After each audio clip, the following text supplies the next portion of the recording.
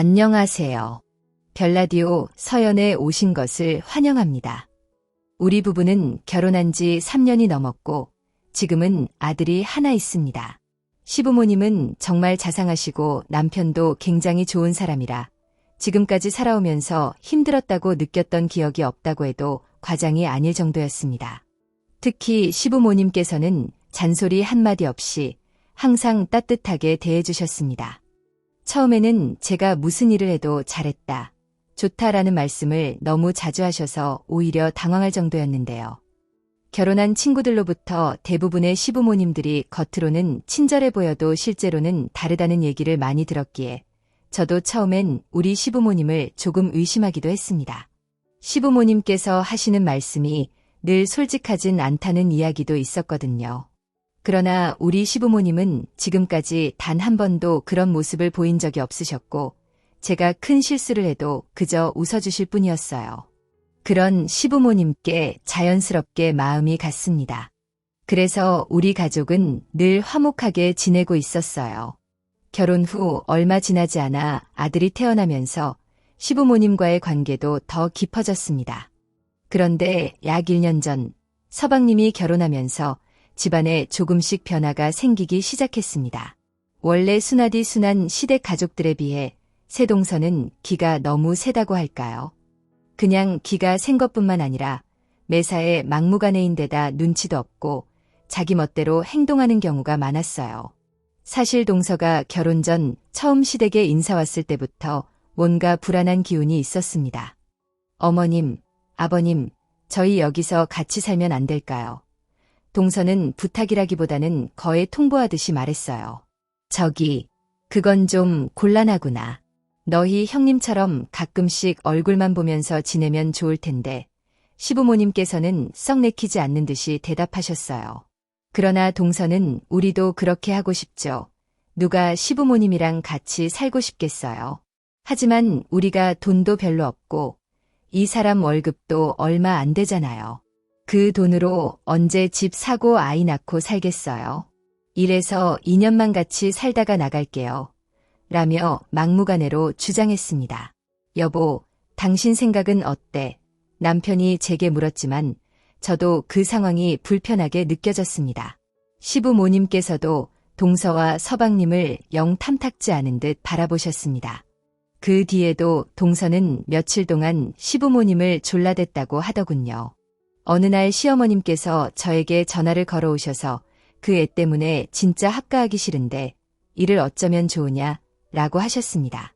작은 애 성격이 우리와 잘 맞지 않을 것 같기도 하고 합가라는 게 보통 힘든 일이 아니잖아요. 친부모님이랑도 같이 살다 보면 갈등이 생기는데 불편할 것 같긴 해요. 그런데 동서가 정말 대단한 것 같아요. 그런 걸 신경 쓰지 않는 걸 보면 사실 그게 절대 쉬운 일이 아니잖아요. 라고 말씀드렸어요. 그게 바로 걱정이란 말이다. 시어머님께서 한숨을 쉬며 말씀을 이어가셨습니다. 시어머님은 원래 남을 험담하는 것을 극도로 싫어하시는 분이라 아마도 더 많은 말씀을 삼가시는 듯 보였어요. 시부모님의 걱정이 날로 깊어지자 남편이 직접 나서서 서방님을 설득해보려고 했습니다. 형, 요즘 시대에 시부모님과 함께 살겠다는 사람이 몇이나 되겠어? 근데 내 여친은 꼭 그렇게 하겠다잖아. 남편은 말했어요. 그래도 문제는 부모님이 불편해하신다는 거야. 물론 내 마음은 고맙게 생각하지만 꼭 같이 살아야겠어. 지금 우리 형편으로는 방법이 없다니까. 돈이 없는데 어쩌겠어. 같이 사는 동안 돈을 모으겠다는 거야. 오래 살려는 것도 아니고 한일에서 2년 정도만 살다가 나올 거야. 서방님은 고집을 부렸습니다. 아니, 고작 일에서 2년 살아서 얼마나 돈을 모을 수 있다고 그래. 차라리 작은 방 하나 얻어서 시작해. 걱정 마, 내가 도울게. 남편이 이렇게 설득했지만 서방님은 듣지 않았습니다. 결국 서방님 부부는 결혼하고 시댁으로 들어오게 되었어요. 하지만 함께 살기 시작한 지 한 달도 채 되지 않아 문제가 생기기 시작했습니다. 동서는 정말 손 하나 까딱하지 않고 그야말로 차려진 밥만 먹는 사람이었습니다. 게다가 동서는 직장도 다니지 않았지만 집안일은 전혀 손을 대지 않았어요. 설거지, 빨래, 청소, 어느 것 하나 하지 않았습니다. 덕분에 시어머님만 더 바빠지셨죠. 그러다 하루는 시아버님께서 더 이상 참지 못하고 동서에게 돌려서 한마디 하셨습니다. 얘야, 너희가 여기 들어와서 살겠다고 해서 같이 살고 있는 거잖니? 네, 아버님. 그런데 왜 그러세요? 그러면 너도 집안일 좀 해야 하지 않겠니? 사실 너희가 들어오기 전엔 이렇게 살림이 많지 않았거든. 네, 그런데요. 그러니까 말이다. 너희 시어머니가 밥을 하면 너는 설거지 정도는 해야 하지 않겠니? 그게 맞는 거 아니냐? 아, 설거지요. 그게 불만이셨어요. 동서는 입을 삐죽거리며 대답했습니다. 알겠어요. 그럼 오늘부터 설거지 할게요. 그날부터 동서는 마지못해 설거지를 시작했지만 그마저도 제대로 하지 않아 결국 시어머니께서 다시 하셔야 할 정도였습니다. 그러던 어느 날 초인종이 울려 문을 열었더니 어떤 아저씨가 식기세척기 주문하셨죠. 바로 설치해 드리겠습니다.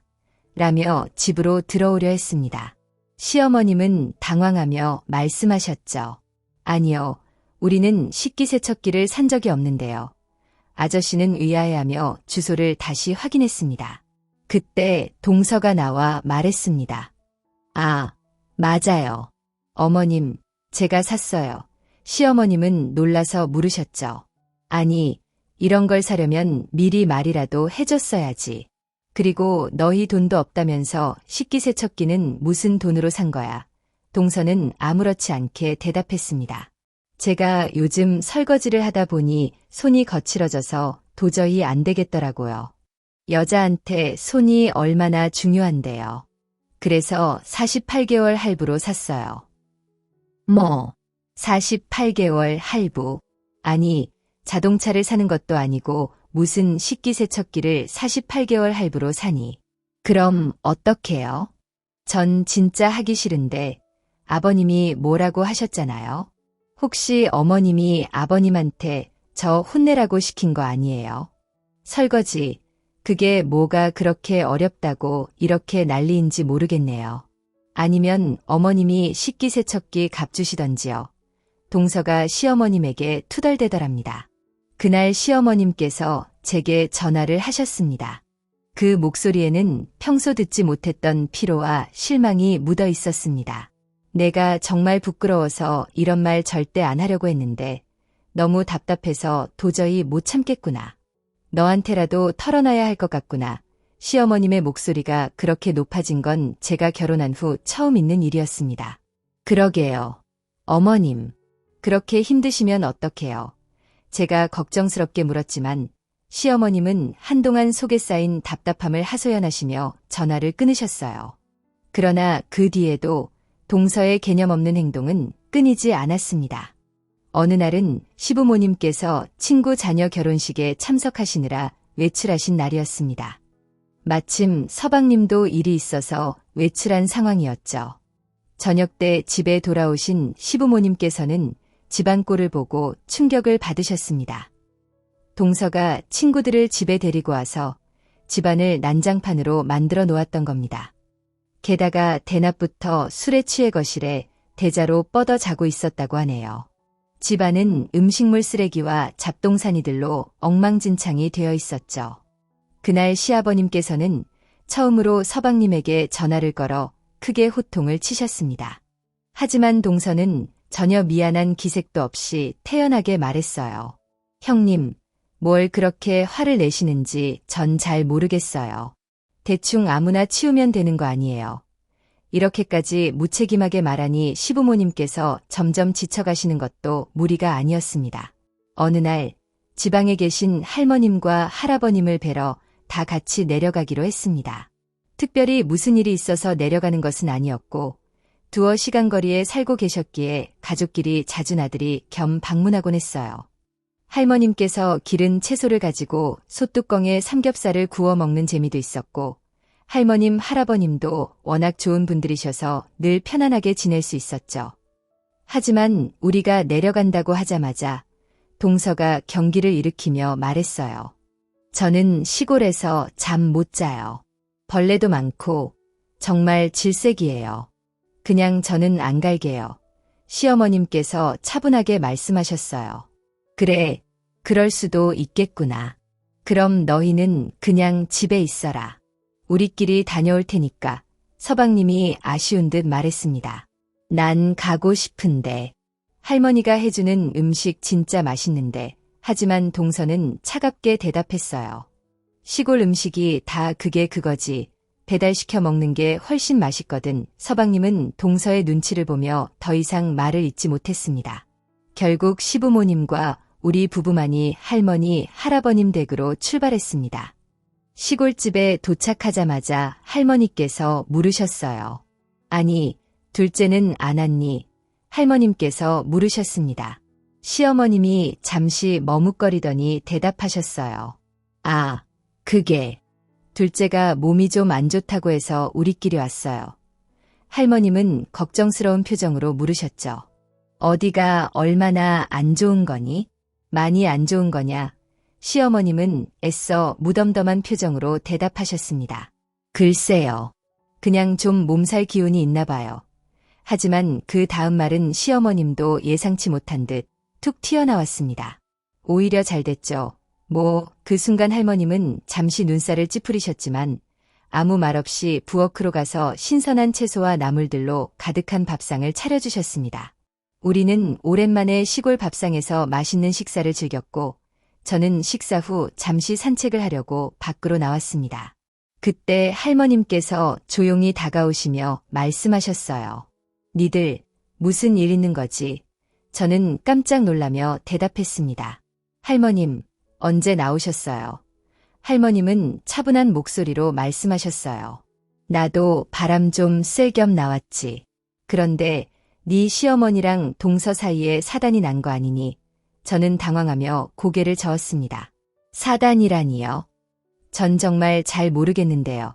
할머님은 눈을 가늘게 뜨며 제 얼굴을 살피셨습니다. 전에 내가 너한테 거짓말하면 눈빛이 흔들린다고 했지. 방금 내 눈빛이 흔들렸다. 그것도 아주 많이. 넌 거짓말에 재주가 없어. 내 말 들어. 집안의 최고 어른이 집안일을 몰라서야 되겠니? 그게 어느 집안 법도냐? 저는 할머님 앞에서 울상이 되며 말했어요. 할머님, 저한테 왜 이러시는 거예요? 전 진짜 아무것도 몰라요. 어머님이 절대 아무 말도 하지 말라고 하셨단 말이에요. 할머님은 고개를 끄덕이며 말씀하셨습니다. 무슨 일이 일어난 건 분명하구나. 뭔 일이냐? 내가 절대 아무한테도 말 안 할 테니 얼른 말해봐라. 결국 할머님의 압박에 저는 입을 열고 말았습니다. 인사하러 여기 내려왔을 때부터 알아봤다. 그 동서의 관상이 심상치가 않더구나. 내 예상이 틀리지가 않았어. 근데도 네 시부모는 그걸 그냥 냅뒀다. 그 말이냐? 할머님도 아시다시피 어머님 아버님이 워낙 싫은 소리하기 싫어하시는 분들이시잖아요. 흉이라도 잡힐까봐 저한테만 살짝 말씀하신 거예요. 근데 어머님께서 진짜 답답하긴 하셨나 봐요. 남 헐뜨는 얘기는 절대 안 하시는 분인데 저한테 하소연까지 하시더라고요. 그렇지 내 시어미는 절대 어디 가서 가족들 형제필 얘기를 할 사람이 아니지. 할머님의 얼굴이 심상치 않아 보였습니다. 그렇게 다음 날이 되었고 집으로 올라가기 위해 준비를 하고 있었는데요. 우리도 따라갈까 한다. 네, 어머님 아버님이요. 서울 생활 답답하시다고 싫어하셨잖아요. 오랜만에 가볼까 해 맨날 여기서만 지냈더니 답답하기도 하고 가서 좋은 거 구경도 좀 하고 며칠 쉬다 올까 한다. 저기 어머님, 그냥 다음에 오시는 게 좋을 것 같은데요. 둘째 애가 같이 살고 있어서 집도 좋고 그래서요. 왜 넌 우리가 가는 게 싫은 모양이구나. 우리가 자주 갔던 것도 아니고 다른 사람도 아니고 네가 그렇게 말하니 아주 서운하구나. 우린 지금껏 널 친딸처럼 생각하고 있었는데 어머님, 그게 무슨 말씀이세요? 어머님, 아버님 모시고 올라가면 저도 심심하지도 않고 좋죠. 근데 지금 상황이 좀 그래서요. 혹시나 불편하시지 않을까 싶어서 그렇죠. 불편하긴 뭐가 불편해. 우리랑 네가 그런 사이는 아니잖니. 여보, 얼른 차에 타자고 할머니께서 막무가내로 차에 올라타셨어요. 결국 할머님, 할아버님까지 같이 올라오게 되었는데요. 올라오는 내내 시어머님의 표정이 많이 어두워 보였어요. 그리고 저는 졸지에 밀고자가 된 채 시어머니 눈치만 보고 있었고요. 그렇게 잠시 뒤 시댁에 도착을 했는데요. 갑작스레 할머님과 할아버님께서 집 안으로 들어서는 걸 본 동서가 많이 놀란 표정이었어요. 아니, 갑자기 왜 오신 거예요? 왜 넌 우리가 온 게 반갑지 않은 모양이구나. 어른을 봤으면 인사부터 해야지. 그게 아니라 다 같이 지내기에는 집이 좀 좁은 것 같아서요. 집이 좁은 게 누구 때문인데 우리한테 그런 얘기를 하는 거냐. 그럼 넌 지금 집이 좁으니 늙은 우리 보고 나가라 그 말인 거냐. 할머니께서 동서를 잔뜩 노려봤습니다. 사실 할머님이 참 좋은 분인 건 분명했는데요. 그 좋다는 의미가 모든 사람들에게 해당되는 건 아니었습니다. 특히나 할머님께서는 개념 없고 예의 없는 사람들을 절대 그냥 두는 법이 없었습니다. 한마디로 말하자면 할머님과 시어머님은 성격이 전혀 다르지만 굉장히 잘 맞는 고부지간입니다. 할머님 성격은 할 말은 반드시 해야 하는 그런 성격이셨고 시어머님은 조용조용히 그냥 참는 그런 성격이셨으니까요. 하지만 그때까지도 동서는 상황 파악을 못한 것 같아 보였습니다. 다만 시부모님과 우리 부부만이 앞으로 일어날 일에 대해 잔뜩 긴장을 한 채 얼어붙어 있었고 말이죠.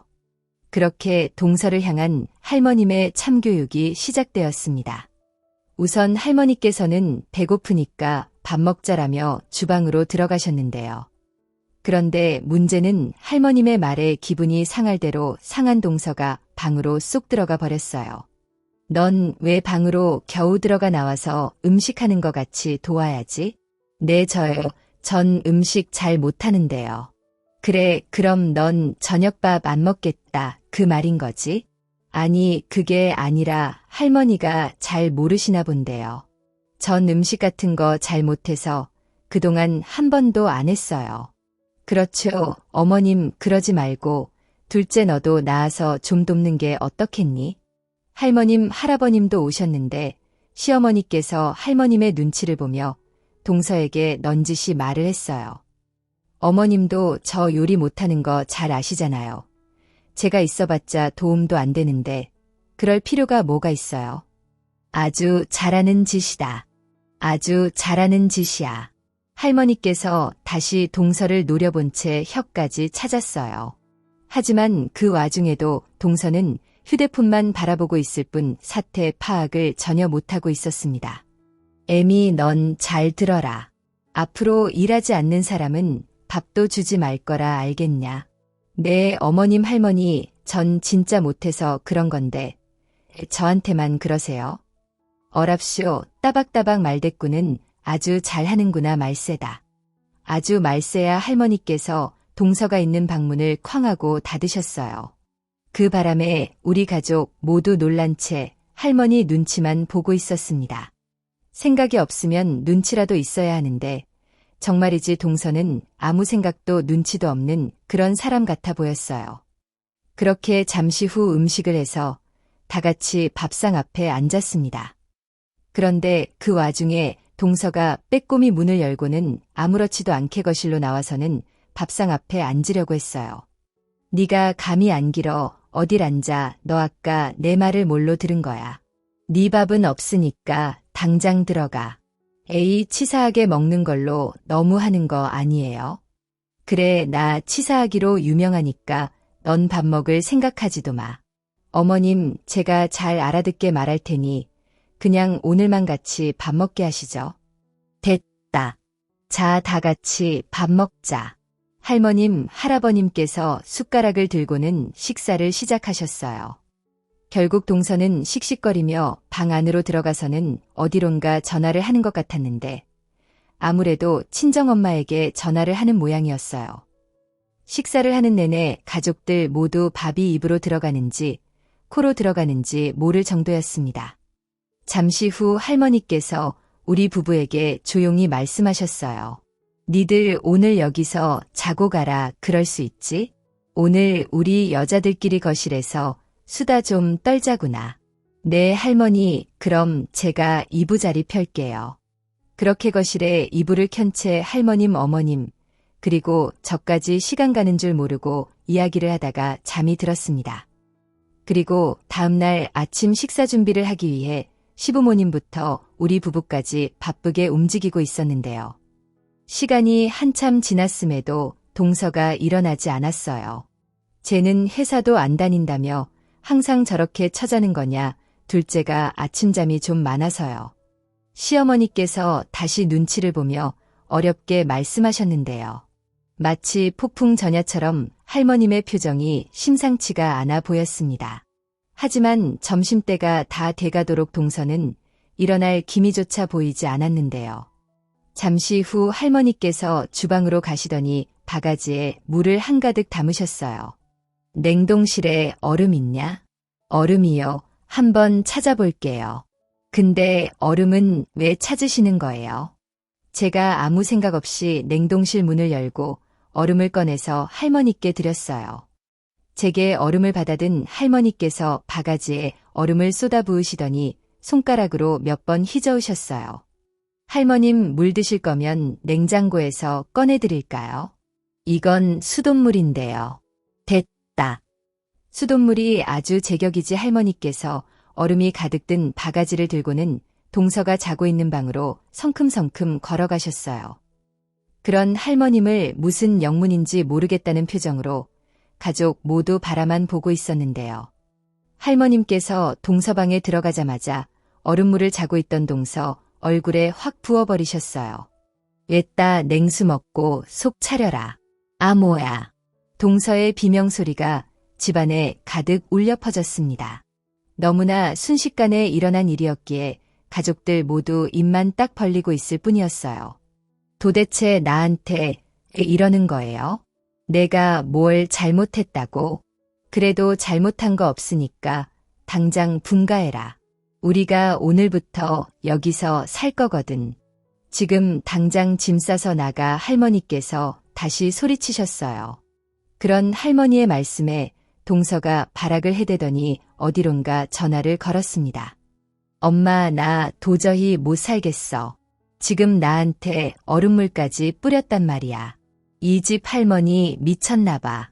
나 자고 있는데 애 얼굴에 얼음물을 끼얹었다니까. 아, 지금 집으로 갈 거야. 나보고 나가래. 그래, 맞다니까. 진짜라고 동서가 엉엉엉 소리내어 울면서 대충 옷을 챙겨 입더니 급히 밖으로 나갔어요. 서방님이 그 뒤를 따라 나갔고요. 이 망할 놈의 인간들 다시는 들어오지 마. 할머님께서 집안이 떠내려가라 다시 소리를 지르셨어요. 그 모습에 가족들 모두 발만 동동 구르고 있었는데요. 어머님 어떡해요? 저번에 보니까 안 사돈 어른도 만만치 않아 보이던데 혹시 무슨 일 일어나는 건 아니겠죠? 내가 살다 저런 며느리들이 있다는 얘기만 들어봤지 내 며느리가 저럴 줄 어떻게 알았겠냐. 진짜 바늘방석이 따로 없네요. 안사돈 어른이 가만 안 있을 것 같은데 이제 나도 모르겠다.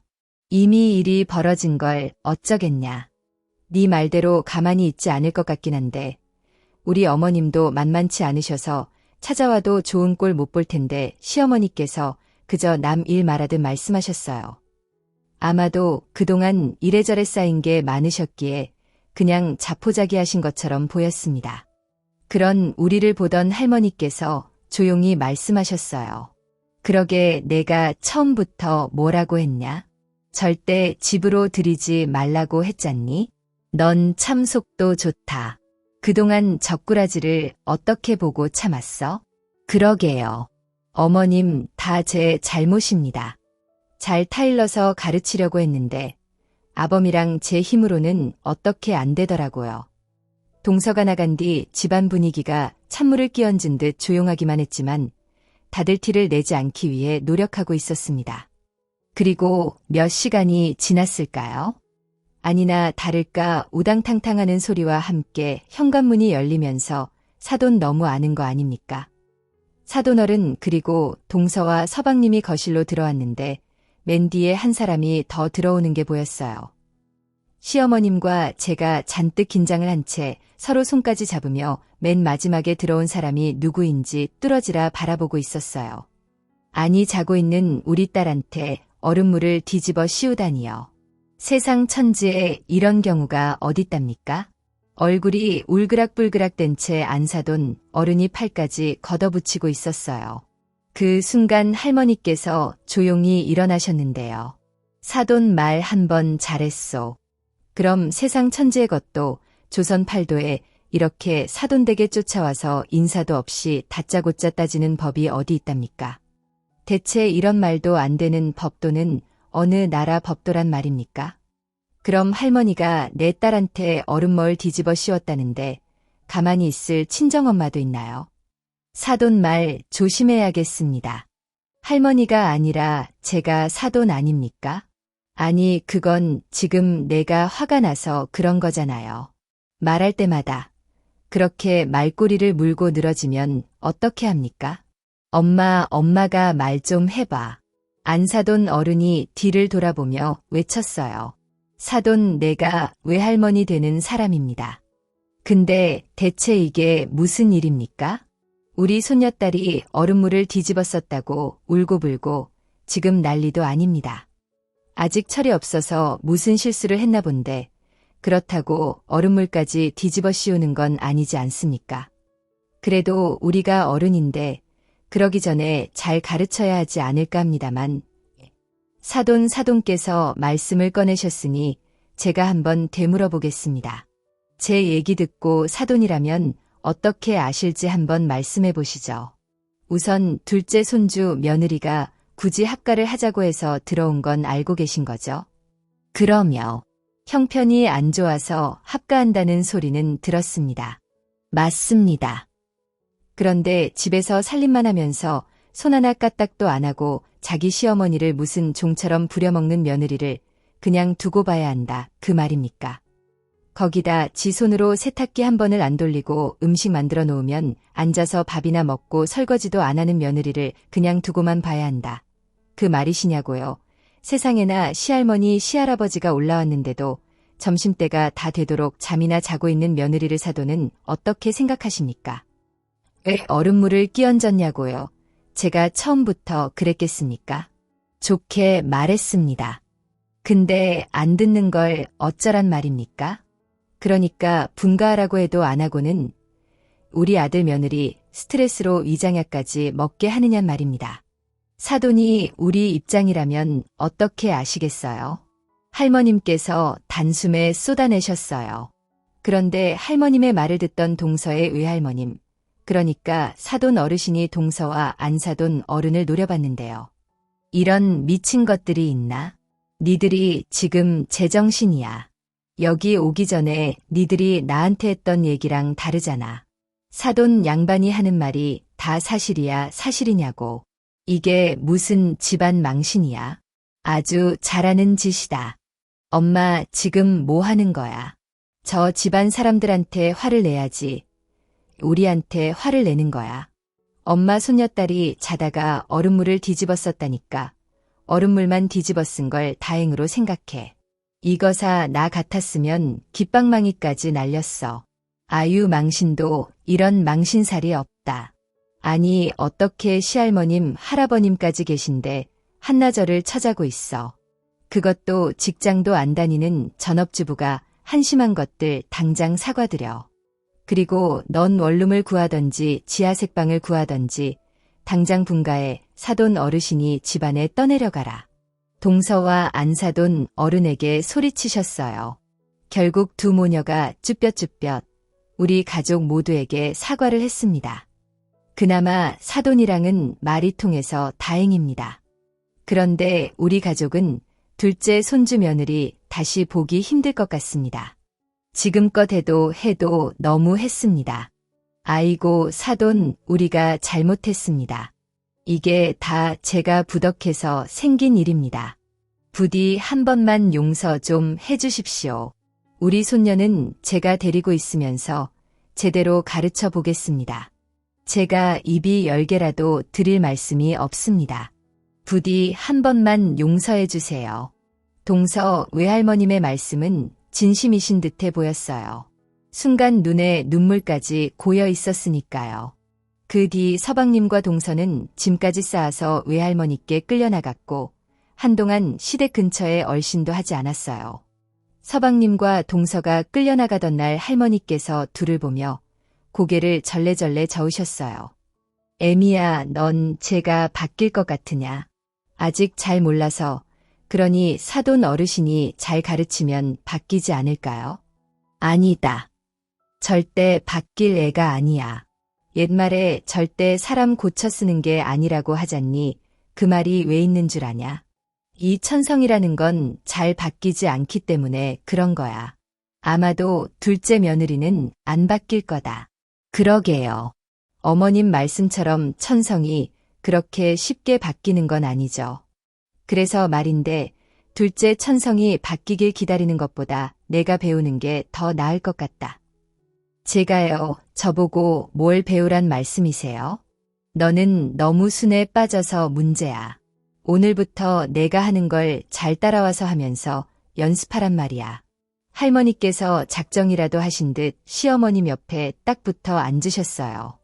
그리곤 할머니께서 시어머님에게 심각한 표정으로 말씀하셨어요. 자듣고 내 말투를 따라해봐라. 아니, 아주 똑같이 흉내를 내야 한다. 어머님 말투를요. 그게 무슨 말씀이세요? 애미 너 이대로 넋놓고 있다가 나중에 또 당할까봐. 그렇지. 그것들이 며칠 있다가 분명히 다시 겨들어올 게야. 이참에 그것들을 그냥 내쫓아버려야 한다. 그 말이다. 어머님, 제가 그런 걸 어떻게 해요? 그것도 해본 사람이나 하는 거지. 저 싫은 소리 못하는 거 잘 아시잖아요. 그니까 내가 가르쳐준다 하잖니? 지금부터 잘 듣고 따라해봐. 그렇게 할머님과 시어머님의 이상한 교육이 시작되었습니다. 그런 두 분의 모습에 어찌나 웃음이 나오던지 가족 모두 새어나오는 웃음을 참느라 눈물이 날 지경이었어요. 잘 듣고 따라해봐. 이 망할 놈의 인간들아. 아유, 그 어려운 걸 제가 어떻게 해요? 이게 처음에만 어렵지 몇 번 하다 보면 입에 착착 달라붙는다. 자, 얼른 따라해봐라. 이 망할 놈의 인간들아. 아유, 이 망할 놈의 인간들아 아니지 아니야. 야를 살짝 끌어주고 망자에다 힘을 팍 줘야 한다.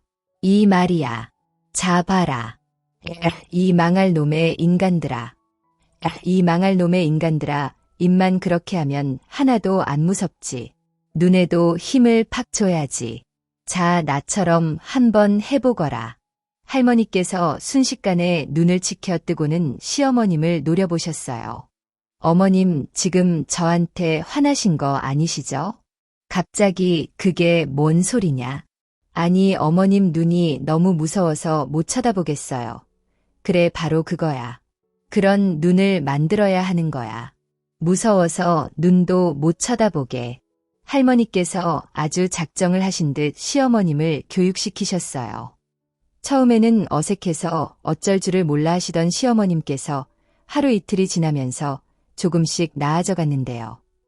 며칠 후 제가 다시 시댁에 갔더니 시어머니께서 제게 물었어요. 큰 애야 어떻니? 나 좀 무섭니? 확실히 예전보다는 많이 좋아지셨어요. 근데 조금 더 연습을 하셔야 할 것 같아요. 그래, 많이 좋아졌어. 시어머님께서 뛸듯이 기뻐하셨어요. 어머님, 우리 며느리가 저보고 많이 좋아졌대요. 개뿔 좋아지긴 뭘 좋아져 갈 길이 구말리 같구만. 아니, 이게 뭐가 어렵다고 못하는 거야. 개뿔 좋아지긴 뭘 좋아져? 이렇게요. 그래, 바로 그거다. 그렇게 해야 하는 거야. 그 뒤로도 할머님의 교육은 계속되었습니다. 그렇게 일주일이 지나갈 무렵 할머님, 할아버님께서 고향으로 내려가셨어요. 그리고 그 소식을 들은 서방님과 동서가 민기적거리며 시댁으로 다시 들어왔고 말이죠. 니들이 여기가 어디라고? 겨우 들어와 겨우 들어오긴 당장 꺼져. 서방님과 동서를 보자마자 시어머님께서 소리치셨어요. 엄마, 우리 엄마 맞는 거야. 엄마 말투가 왜 그래? 어디서 은근슬쩍 넘어가려고 술을 쓰고 다 빠졌어. 우린 니들이랑 같이 살 생각 없으니까 당장 꺼져. 엄마, 우리 처갓집에서 할머님한테 엄청 혼내고 있단 말이야. 더 이상 못 있겠어. 우리를 달달 볶는단 말이야. 웃기는 소리하고 자빠졌네. 우리도 니들 못 받아주니까 당장 꺼져. 어머님, 저 정말 정신 차렸어요. 앞으론 잘할게요. 이 망할 놈의 인간들이 사람 말을 아주 우습게 하네.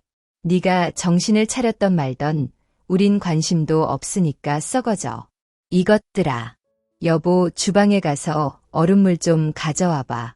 이것들이 여기가 어디라고 발을 들이밀어. 오, 얼음물 얼었소. 내가 금방 가져오겠소. 엄마, 알았어. 알았다고 나가면 될 거 아니야. 서방님과 동서가 잠시 어리둥절한 표정으로 넋이 나가 있다가는 꽁지 빠지게 주랑랑을 쳤어요. 그 모습을 보던 시어머니께서 우리 부부에게 물었어요. 어떻니? 나 잘한 것 같니? 어머님 아까 썩 꺼져라. 이것더라. 여기서 좀 어색하긴 했는데 나머진 아주 훌륭했어요. 그래. 근데 이게 통하긴 통하네. 저것들 도망치는 것 좀 봐라. 제가 가만히 지켜보니 아버님도 연습 좀 하셔야겠어요. 좀 전에 아버님이 많이 어색하셨어요. 할머니께서 네 시아버지는 그냥 포기하셨잖니? 그래도 그 정도면 선방한 거다. 난 절대 안 된다니까. 영 체질에 안 맞아. 근데 당신은 진짜 많이 늘었구려. 당연하지. 내가 얼마나 연습했는데 꿈에서도 연습했다니까. 근데 이건 어떻게 해야 하는 거지? 시어머니께서 고개를 갸우뚱거리시더니 급히 할머니께 전화를 걸었어요. 어머님, 주댕이가 나을까요? 조댕이가 나을까요? 가만 보자. 내가 가만히 생각해보니 조댕이가 낫겠구나. 어머님, 이 말투는 어때요? 어른이 말씀하시는데 싸가지 없이 말대꾸야. 그래, 잘했다. 근데 방금 네가 어른이라고 했잖니? 그건 어른이라고 말하는 게 낫겠구나. 아, 어른이 조댕이가 아유 역시 우리 어머님이 최고십니다. 우리 어머님 안 계셨으면 저 어쩔 뻔했을까 몰라요. 참 그리고 어머님 말씀대로 그 인간들이 다시 기어들어왔지 뭐요. 거봐라. 내가 뭐래디. 내가 다시 겨들어올 거라고 했잖니. 그래서 어떻게 했어? 아주 벌벌 떨게 조어버리지. 그랬어. 조져버려요. 그것도 괜찮네요. 하나 더 배웠네요. 아무튼 그 자리에서 그 인간들을 내쫓아버렸어요. 잘했다. 아주 잘했어. 할머님과 시어머니께서 한동안 통화를 하셨어요. 그 뒤 서방님 부부는 시댁에 발걸음조차 하지 못했는데요. 연락이 올 때마다 시어머니께서 눈에 불까지 켠 채 마구마구 쏘아붙였거든요. 얼마 전에는 안사돈 어른인 시어머님에게 서방님과 동서를 데리고 가라고 부탁까지 하셨다고 하는데요. 시어머니께서는 눈 하나 깜빡하지 않고 있답니다. 결국 서방님과 동서는 작은 원룸에 월세로 들어가서 살고 있습니다. 처음에는 하루가 멀다 하고 시어머님께 울면서 전화를 했는데요. 어머님, 제가 진짜 잘할게요. 우리 다시 집에 들어가면 안 될까요? 여기 워낙 싼 원룸이라 바퀴벌레도 막 나오고 너무 힘들어요. 제가 다 잘못했어요. 제발 용서해 주세요. 아침부터 재수없게 울면서 전화질이 전화 끊어 시어머니께서 작정을 한 듯 받아주지 않았어요.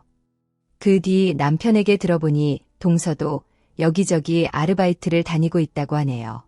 아무래도 둘이 사와보니 돈도 많이 들어가고 이래저래 힘들 수밖에 없었겠죠. 그렇게 가만히 보고 있으니 시부모님께서 서방님과 동서를 쫓아내길 잘하셨다는 생각마저 들었어요. 맨날 한나절 내내 잠만 자던 동서가 그 바퀴벌레 나오는 집에서 탈출하려고 열심히 일도 하고 바쁘게 지내고 있으니까요. 이번 기회에 동서랑 서방님이 정신 차리고 정말 열심히 살았으면 좋겠습니다. 오늘의 사연은 여기까지였습니다. 즐겁게 보셨다면 구독, 좋아요 부탁드립니다. 고맙습니다.